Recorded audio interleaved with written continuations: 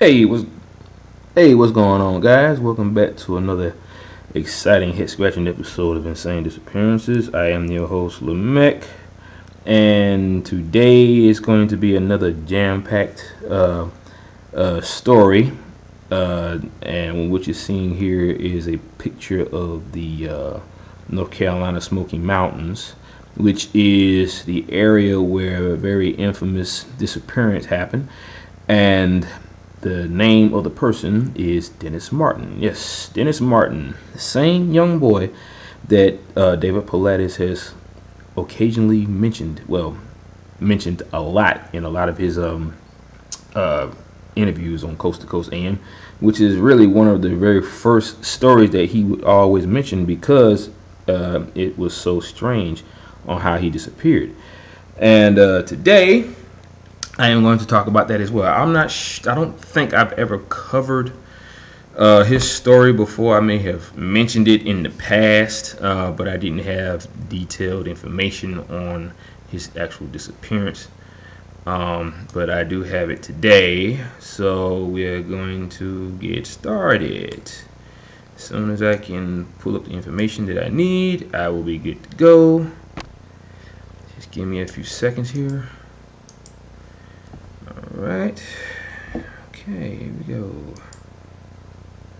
Okay, now like I said, this story is about 5-year-old Dennis Martin, and he disappeared in North Carolina's Great Smoky Mountains National Park. Now, Dennis Martin was on a camping trip near the Tennessee-North Carolina state line with his family in the summer of 1969.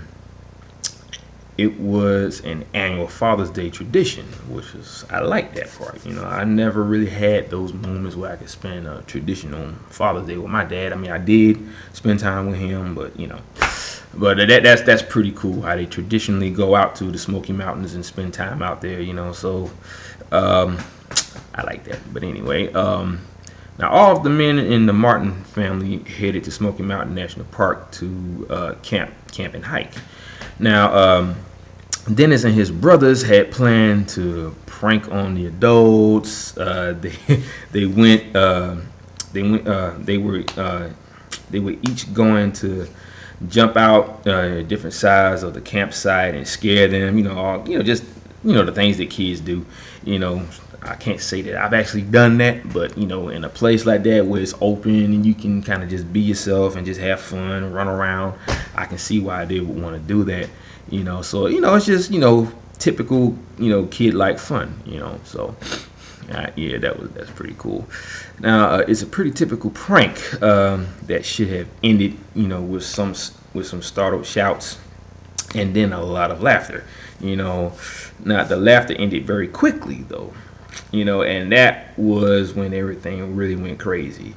Now, when they realized that Dennis was missing, the family, the park rangers, and other hikers, spread out to search for Dennis almost immediately. But he was nowhere to be found. Now, that evening, there was a heavy rainfall, which is bad news when you're trying to track a missing little boy. Because I've heard I think it was a Green Beret, as a matter of fact. Because those people tend to show up, for some apparent reason, but they never want help from the Park Service or the police department, where they want to do everything on their own. So, an ex-Green Beret that called into Coast to Coast AM one time was explaining to David Paulides why they do what they do and how is it that every time they come through there, they don't want the help from the Park Service or anybody else. And he said that it actually spoils the spores that be in the ground when they're tracking somebody, because that's what they do. They track to find. And they said that if you got all these different people walking around in that one area, you actually mess up the opportunity to track someone and to find them. So they don't want to spoil anything. They contaminate stuff. So that's why he said that's why they always want to work alone. Now, as far as him getting the information from the Park Service about why the Green Berets show up the way they do, he says the reason why is because their names and their troop is classified. So you would never be able to get those papers. But see, my thing is the Park Service, they know this, which is the reason why they would never give up that information in the first place. The fact that they know that the people on the outside don't know makes it even better for them, which is the reason why they always make sure that they never get it. So when somebody from the government is involved, they know that their names are going to be classified on that form. So there's the answer right there. And he gave a lot of good intel on it, and he asked, David Paulides asked a lot of questions, as far as, what do they be looking for and this and that and the other, all kinds of questions. Even George Norrie asked some questions, so that could be and is the reason why that always happens when they show up. Okay, so now the search for Martin became the largest in National Park Service history. One of the people searching was Park Ranger Dwight McCarter, who had successfully tracked down hundreds of missing persons, including young children. McCarter was a seasoned tracker, and he was struck by the complete lack of any sort of tracks. Dennis seemed to have disappeared completely, leaving no trace at all, which is something that happens with a lot of these cases when people disappear, whether it be children or grown people, especially hunters. They tend to disappear without a trace as well, and there's never any evidence of them found. Their gear, if they have gear, the gear disappears along with them. Sometimes you may see a shoe that got left behind, like a work boot or something like that. Sometimes if you find the body on the ground, you never find the shoes, which don't make no sense, because like, why would you take the shoes? The shoes last for a very long time, depending on the material that they're made out of. If they're made out of leather, then they'll last for years in the weather. So there's a lot of crazy, mixed up, scenarios that surround these cases, including, Dennis Martin's. Okay, now McCarter was, like I said, a seasoned tracker, and he was struck by the complete lack of any sort of tracks. Then it seemed to have disappeared completely, like I said before. Now, like I said, he didn't leave any trace at all of him even being in the park. His disappearance is still a mystery. One possible lead that searchers didn't follow was a report from another family. And this family is called the Key family, and that David Paulides always said in every single interview that is the key part of the entire case. Just even with the fact that their last name is Key, and it's spelled the same way, K-E-Y. Okay, now, like I said, with that lead that they didn't follow up on, let me see. Okay, now the evening that the boy went missing, the Key family allegedly heard a scream and then saw a bear man with something slung over its shoulder that looked like it could have been a small child. Now, we'll never know whether this was related to Martin's disappearance. Now, see, my thing about that is that the media and the reporters, the people involved in the case, like the FBI, the police department, all these people, they left a lot of information out of this young boy's case. Now, starting off with the Martin family. Now, the Martin family wasn't the only family that was actually out there. There was another Martin family that showed up at the park. Okay, and they too had boys with them. I think the mother's name was Claudia, and the father's name was Josh Martin, I believe, or John or Josh Martin. But their last name was Martin too, and the Martin family, the Dennis Martin family, was very surprised at that. It's just kind of like almost like a coincidence that another Martin family shows up like right before he disappears. So David Paulides have said in the past that maybe, just maybe, that the disappearance was actually meant for one of their children, the other Martin family. I don't know, but it was just kind of weird how another Martin family just seemed to pop up, in the same area, and they said, well, our last name is Martin too, so yeah, let's hang out, talk and get to know each other and stuff like that. So yeah, but that was kind of weird, And then, like I said, this Key family shows up. Now the Key family, how it started with them. They wanted to see some bears, so they told them to go to a certain spot in that area. I can't remember the name of it. But they sent them to a place where they could see some wildlife. And during that time, when they were out there looking for bears, the son of the Key family looked up into this little hilly area, and at the very top there was like a row of trees up there. And he said that, "Look, Dad, there's a bear running around behind those trees." And he said that, "No, that doesn't look like a bear, son. It looks like a man of some kind, a very hairy man." And then what they didn't, what they talked about it, but what the press didn't put in the newspaper was that it looked like it was carrying something on its shoulder. It wasn't determined that it was a little boy. They just said that it looked like they were carrying something on its shoulder that could have been a little boy.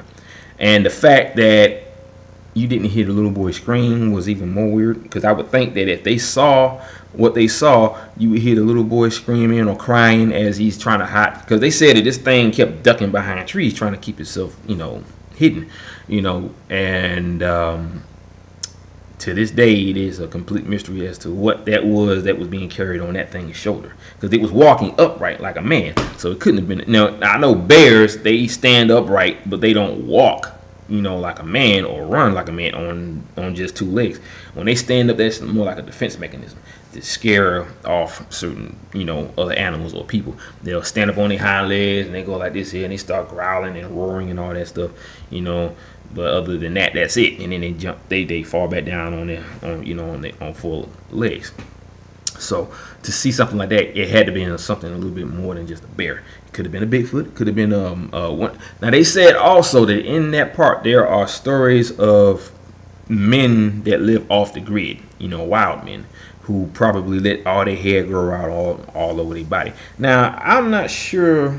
Well, I can tell you right now that I'm a hairy guy. Okay, I got hair on my arms, I got hair on my legs, but my hair does not grow that much. Now I've seen some people who have had hairy backs, they got hairy chests and all that stuff. So it could just be a hormone or genetic thing. Maybe they were descendants of the wild men or Bigfoot or whatever the case may be. I don't know. But there are some people that are hairier than me, but I think that they might have just been wearing some sort of like a protective coat, like some type of fur that they built a coat out of, or some type of clothing to keep themselves warm. But nobody really knows what that could have been or who that could have been, because it was so high up on that little hill where those trees were. And like I said, when the Key family talked to the media about that, or the reporters, they never put that in the newspaper, that they saw something walking around behind those trees with something on its shoulder. They never put that in there, because and I think David Paulides actually talked to one of the reporters at that time, and he said that it would never make the news. And sure enough, it never did. Because I look at it like this here. The news looks for real news. They don't look for the weird stuff that people see out there. They'll block that out, or they'll change it a little bit just so it'll look newsworthy.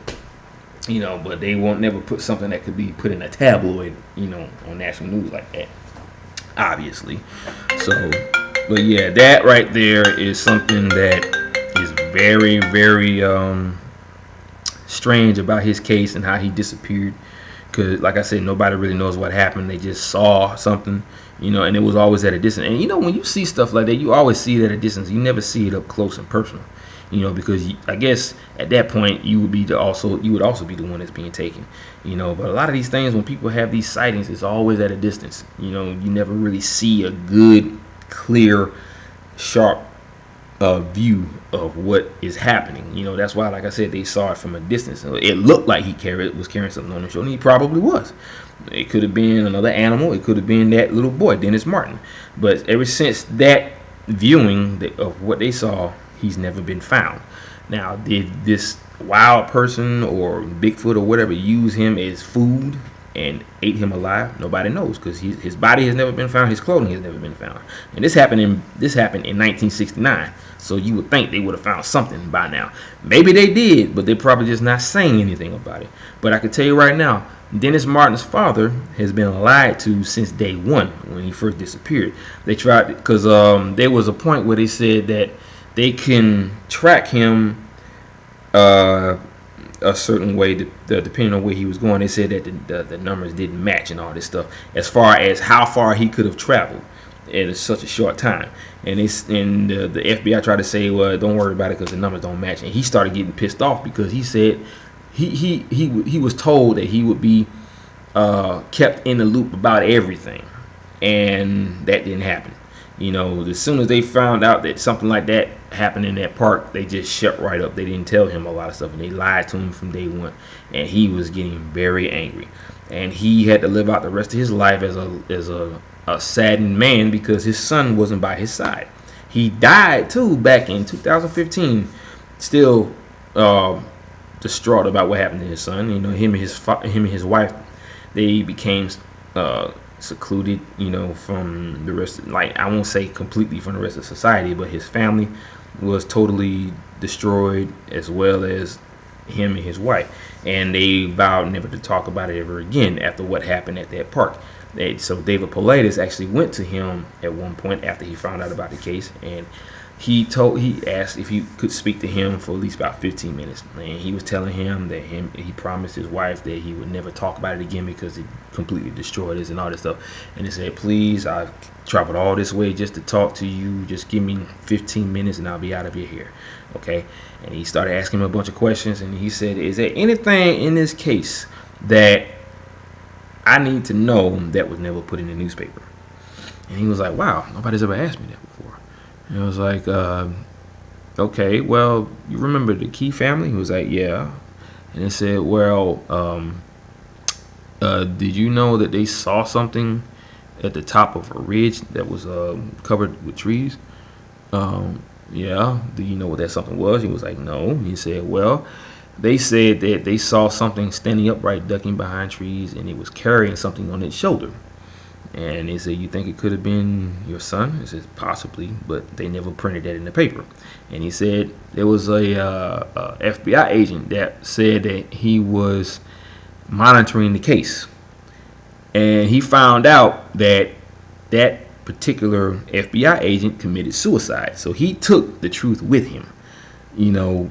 So that he was probably the only one that really knew what was going on, and whatever he knew, he took with him when he committed suicide.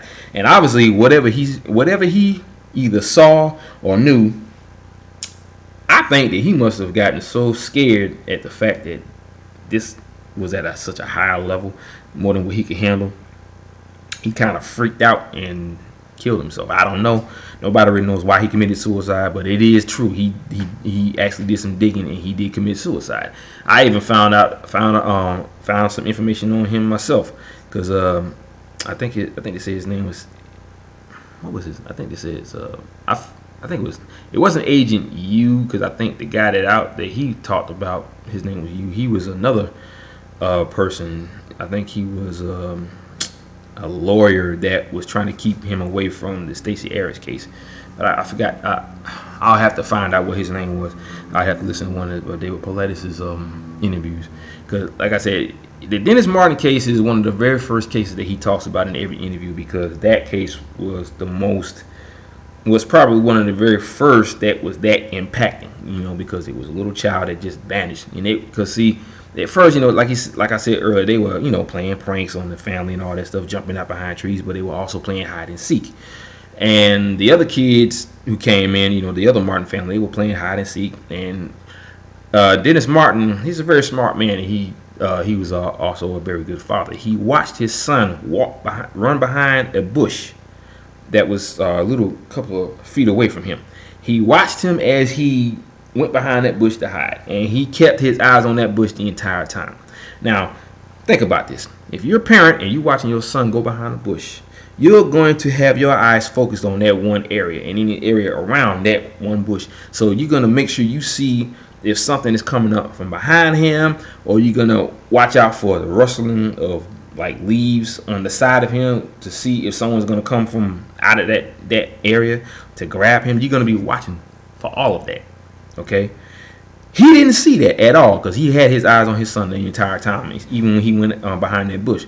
So when everybody got finished with the game of hide and seek, everybody came out and they came back to the campsite where they was at. And he noticed that his son didn't come from behind that bush. So he ran over there and he was gone. So he ran a mile down the Appalachian Trail trying to find his son and calling out his name. He couldn't find him. So he ran back and told his father that to go get the park rangers. His son is missing, and that's when the search started. So it is a very, very crazy moment for that man at that point. I wonder if I can get the photo of the area where they were in when he disappeared. I think I did show it one time before, but I want to punch it up again. They may have a picture of where he disappeared at, which I know they do because I think it's a little bit more bushier now. That area that I showed you earlier in the video, that's the actual forest where he disappeared at, or the national park, really.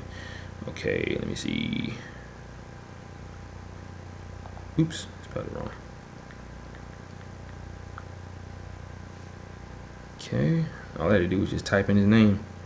Okay, now I'm going to show you a picture of Dennis Martin, and then hopefully I can get a picture of the area where he disappeared in. Okay. Alright, this right here, this is Dennis Martin. This is him at the age of 5. It's a good looking boy. He said that David Paulides said that he was, he had like I think he said he had like a disability and he was kind of slow. But he looks fine. He looks like, a well-rounded young boy. But they said that he had some type of mental disability. He was just kind of slow, I guess. I don't know the exact term they used, but they said that, that's what they said. So, but yeah, I'm going to show you another photo of this. This here is, I think this is Dwight McCarter. This is the man in charge of the tracking. This is him from back in that era. And he knew just as much about that area more than anyone.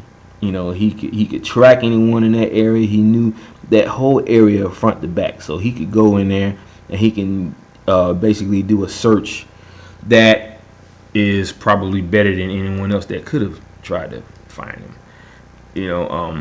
And he told Dennis Martin that the information that was given to him by the FBI was false, and that you could walk that area at a certain amount of time, because they kept saying, like I said, that the numbers didn't match up, and they walked that area in that amount of time. So that's how he found out that what they were telling him was one big lie. And he started, like I said before, he started to really get upset about what was going on, because they weren't telling him anything, and no matter what he did, they wouldn't divulge any information.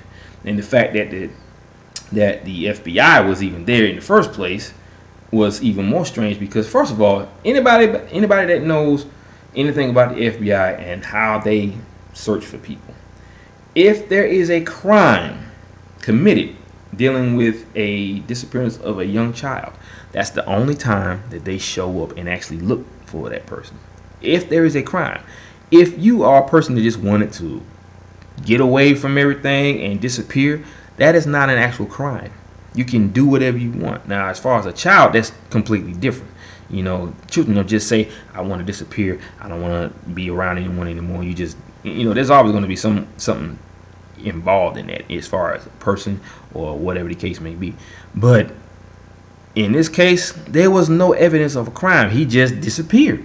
So they had no reason to even be there. Even if they said they were just monitoring the case, you shouldn't even been there to be monitoring the case, because like I said, you shouldn't have been there at all, because there was no crime.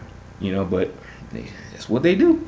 Only because I think that the FBI knows that there is something out there that we cannot explain, that is taking these people. There is something out there that operates on a level of consciousness that we have not reached yet, because this thing can make itself invisible. And I was listening to I'm having a brain fart right now. Sorry. Tyler, from Secure Team. There was this guy from France that was recording this noise that was emanating from the sky, and it sounded like something growling, but it was invisible. I mean, completely invisible. You couldn't see nothing. It wasn't distorted by the elements or the atmosphere. It was just nothing there, but you could hear something growling in the sky, and you could literally hear it as it moved away from the area where he was. So I'm thinking that maybe that may have something to do with the people that are disappearing from from wherever they are. And it was pretty creepy. I gotta admit, it was something that I never thought I would actually hear, because there are also other stories about people who record the sounds of like grinding metal in the sky, and it's pretty weird, to say the least. I was definitely taken aback by it, because it was just like it sound, you could hear the sound of trumpets being played in the sky, and sometimes it sounded like grinding metal. And this one was even worse, because it sounded like it actually sounded like something growling, like a monster or a dragon growling, in the sky. And I'm gonna see if I can play that real quick, and you can get a pretty good idea.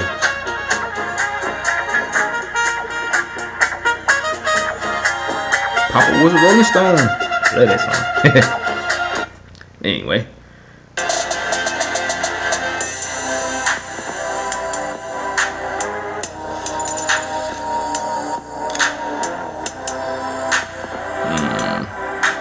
I'm gonna see if I gotta make sure this is the right one though. Hey, what's up, guys? Tyler here with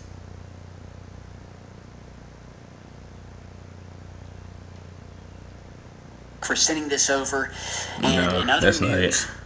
But anyway, it was a pretty crazy video. It was very weird, and that sound alone was just like, wow, I couldn't believe what I was actually hearing. It was weird. Oh, I got it. Here we go. I want you guys to listen to this. It's just weird. And I'm gonna show the video too. Okay, here we go. Hey, what is up, guys? Tyler here with Secure Team. Before we get to the main topic of the video, I want to start off with a very eerie and quite frankly frightening clip that was just uploaded to YouTube by a guy out of France who captured what can only be described as one of the scariest sounds I've ever heard emanating from the skies. So check this out, and we'll talk more in just a second. C'est quoi ça? C'est ouf.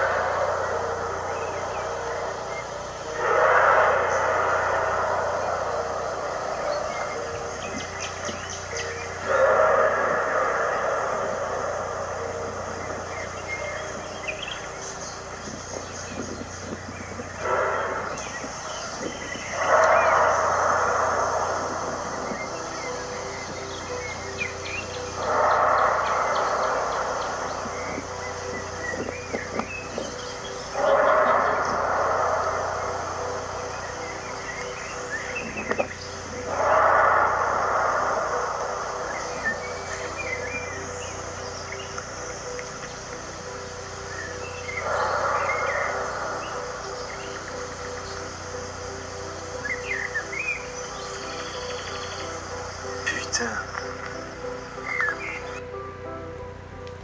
All Okay. right, so Okay, like I said, when I first heard that, it was the creepiest thing I ever heard because, like I said, I've heard so many different. I've even heard some things in the sky that didn't make no sense. I actually got a video when I went to Hawaii back in 2015 of loud booms that was occurring in the sky, like back to back to back, and it was a clear sky. There was not one cloud in the sky. It wasn't raining, and it wasn't fireworks that were being shot off at this Disney resort that was perpendicular to the resort that I stayed in. Okay, and it was the weirdest thing. So I'm like, wow, that's crazy. But yeah, to hear something like that, it's like I said. There is so much about our own planet we know nothing about. I have said this many a time. And the fact that stuff like people vanishing without a trace and people feeling absolute evil and absolute evil presence around them, but they can't see it. And to hear that, it sounded like some sort of huge creature that can fly in the sky, but you can't even see it. It doesn't distort anything. You can't see it moving through the clouds, but you can hear something growling, like it could be a dragon or some sort of big animal or creature that can fly, but you can't see it. And you actually can hear it like moving away, in the distance, as the sound just gets lower and lower or further away. Now, to me, like I said, this might have a connection to a lot of these things that seem to take people and is never seen at whatsoever. Because it's like I said before, if there is a human element involved, there is not one human I know on this planet that can do whatever this thing can do. I mean, kill people without leaving any trace of evidence whatsoever. I mean, kill someone without touching the body with anything, let alone their own hands. Move a person from place to place without leaving any evidence of it being carried somewhere, like dragging or whatever. And at the same time, at the same exact time, it's never seen ever. It actually cloaks itself to the point where you'll never see it. So to hear something like that ominous and that creepy, to hear it growling in the sky, like just one growl after another, it has. I mean, maybe I'm just saying, maybe there is something to this. Maybe it may have a connection to these people that are disappearing. Just not realizing that. But anyway, yeah, that was a pretty creepy video, and big ups to Tyler from Secure Team. I love his videos. They're creepy yet very informative. To anyone that doesn't know, or anyone that knows about this man who is real big on UFOs and conspiracies and everything. There's a new video that's supposed to be coming out, and an interview that he's gonna do of a very famous person. His name is Dr. Stephen Greer. He's supposed to be interviewing him Friday. Okay, so if you want to hear what he got to say, go to Secure Team on YouTube and you can hear the interview that he'll give. He said it'll probably be 45 minutes to an hour, maybe longer. But he's got a documentary coming out called Unacknowledged. So that's probably going to be, I'm not sure where it's going to be, but it's supposed to be coming out soon. Probably on the History Channel or maybe on YouTube. I don't know. But he's probably one of the most famous, ufologists out there, and he digs into the government and finds out all the information he needs to find out about how there is a cover up and there's, about the existence of aliens and all kinds of other stuff. So I'm definitely gonna be listening out for it. But anyway, like I was saying, that right there, that video was just like, ooh, I was like, wow, I couldn't believe I was actually hearing it, and this was not faked. Okay, this was a guy in France that had his phone out and was recording this noise that was happening in the sky. He couldn't pinpoint it, he couldn't detect it, he didn't know where, he just knew it was somewhere in the sky. And whatever this thing was able to make itself invisible, yet you could still hear it. And like I said, this may be a break in a lot of these cases where there's some sort of creature that can, I don't know, eat souls or like suck energy right out of the body, to kill the person, and then they somehow disappear. Maybe the reason why it looked like they disappeared is because they devour the entire body. They come down on the person and they completely engulf the body. But the problem is, how is it that the person, like I said, when that happens, they completely disappear. There's no evidence of them anywhere at all. Clothing is gone, shoes are gone, they just disappear. So, I mean, there's a lot to think about. There's a lot of theories to put out there as to why these people are just vanishing. It's not a human element, I can tell you that right now.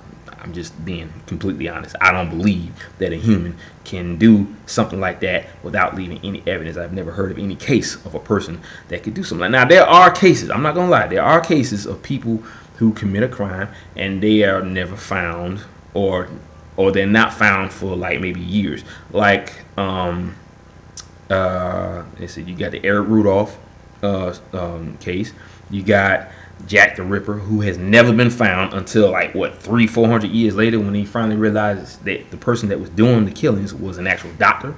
But he committed crimes in a way that obviously couldn't be that the evidence of who did it obviously couldn't be detected back in those days, because they didn't have DNA science 300-400 years ago. The kind of forensics they went by was just line of sight. They saw something and if the person was in the area, they would find him. But he was clever enough to do what he had to do and get away. Plus, he always did it at night in an alley somewhere. He always wore this cloak, with a hat. Now that, to me, the way I see it, how they was able to determine that he was wearing that type of clothing is, to me, based on pure, I don't know if that was a sighting that someone had. Maybe a prostitute got away, I don't know, and she said that he was wearing a cloak and a top hat with a cane and had a knife or whatever, or a scalpel. I think they said he used a scalpel to kill these women, but for them to find out that he was wearing that type of clothing, yet he's never been caught. Okay, that's probably the biggest crime ever committed, where the person was never found or never caught and brought to justice. He died knowing that he committed a crime without being caught. So he probably felt pretty big back then. He was able to go in, do what he had to do, and leave and return to his regular life as a doctor. And he was never found out. Even when he was at work, operating on people, doing whatever it is he did, whatever kind of doctor he was never found out. He never let it slip what he was really doing. He never, obviously he cleaned his weapon off and probably used it on other patients, who knows, but he had the perfect cover up, being a doctor on one end, and at night he was this serial killer of prostitutes, so that right there was probably the only crime I know of where a person was never caught. And when they found out about who he really was, he had already been dead for 300 years. So right there, it is possible. But for something like this, where people vanish without a trace, or people who are being found dead near bodies of water, I mean, with all these coincidences and profiles, and the fact that these patterns seem to come up out of nowhere, like you always find the body of a young man, or any man, period, face down in a body of water or near a body of water, and their body is always pristine. It's not wet. It's always dry. They always find the body find the body lying there half naked with just the socks on, and the socks aren't even dirty. They're not even muddy.